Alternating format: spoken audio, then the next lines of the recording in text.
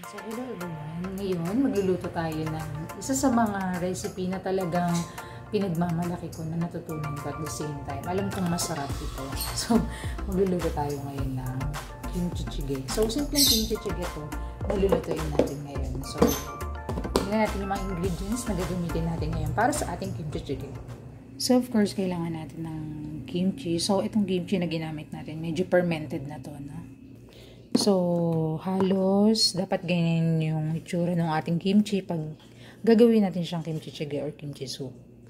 Siyempre, meron tayong onion leaves, tofu, onion, at of course, yung ating pork. So, hindi mawawala itong pampalasa natin pag medyo nakulang sa lasa yung ating boiling mamaya.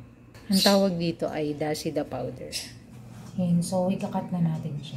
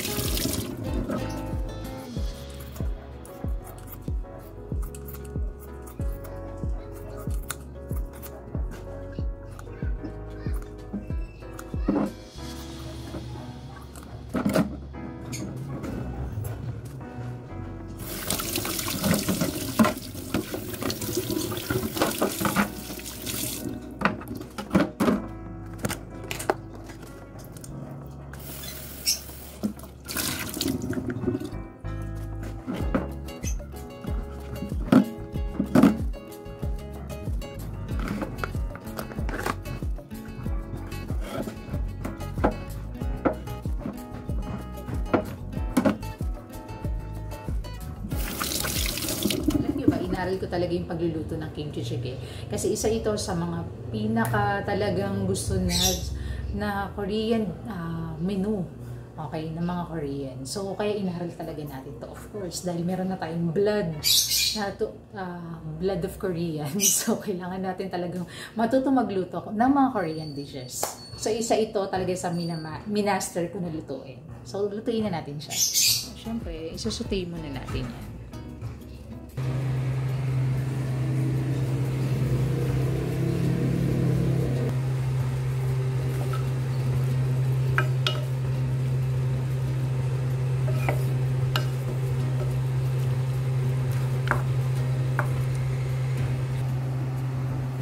So, dagdagan natin ang sibuyas.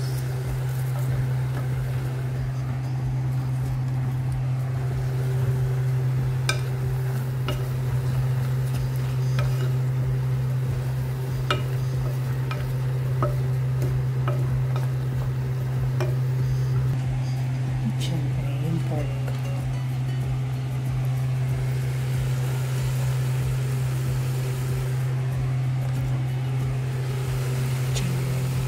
Haluin lang natin.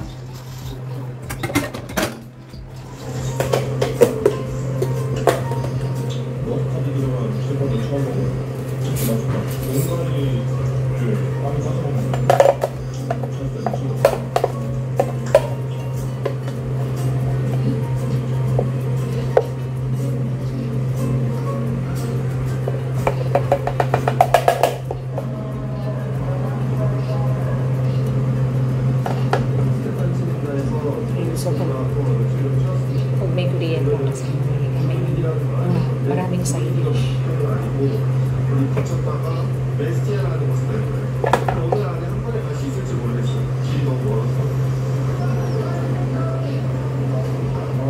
Actually, isa to sa mga favorite kong side dish. Itong Dailies.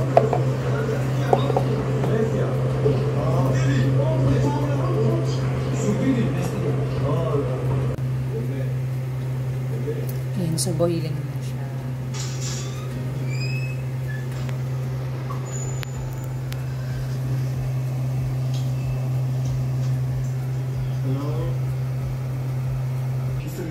So, yun yung mga side dish natin. Kasi pag niluluto mo na siya, nagbabago yung color niya. Yan, nagiging ganyan siya. So, kailangan maboil siya ng gusto para makuha natin yung tamang lasa. So, usually, binaboil ko to ng mga 10 minutes. Para talagang alam yung lasang-lasa niya pala.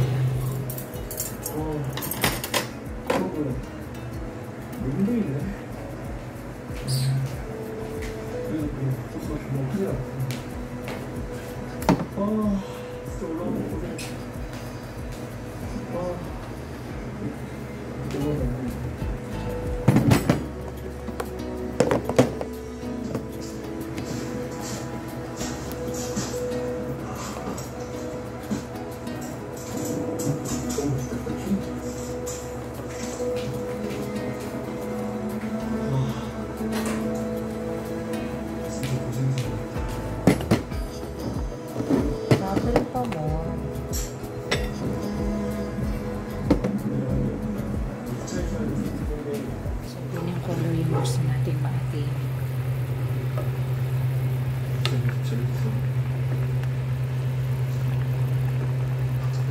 So, dadagdag na natin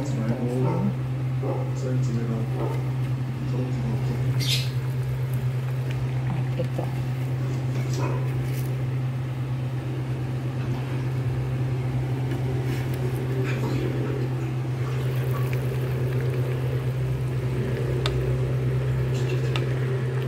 So, 2 minutes na lang yan. Then, pwede na tayo mag-serve. So, lalasahan din natin siya.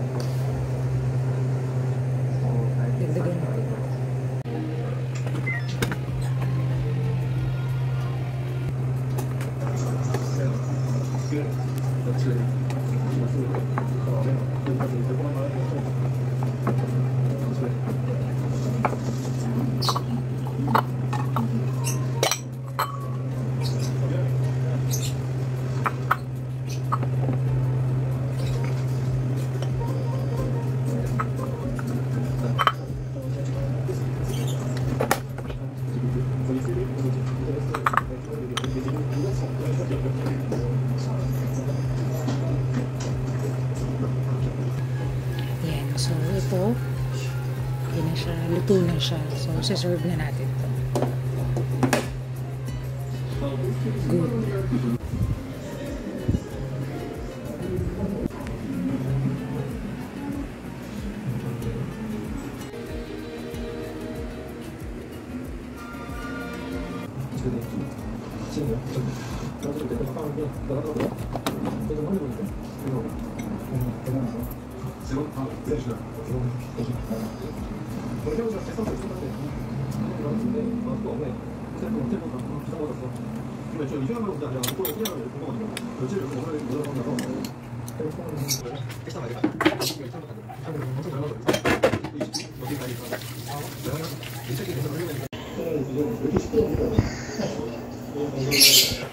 Ayan, so pagkatapos ng dinner natin, so maglilinis naman tayo ng bahay. So, at dahil nilutuan natin siya ng kimchi chili, so meron siyang reward para sa atin. Yun ay yung 2 box ng Dunkin Donut. So, masayang-masaya ako dahil may Dunkin Donut na naman tayo dito sa bahay. So, salamat sa pagsama niyo sa akin. Huwag natin kakalimutan, lagi nating tandaan. Be with Jesus.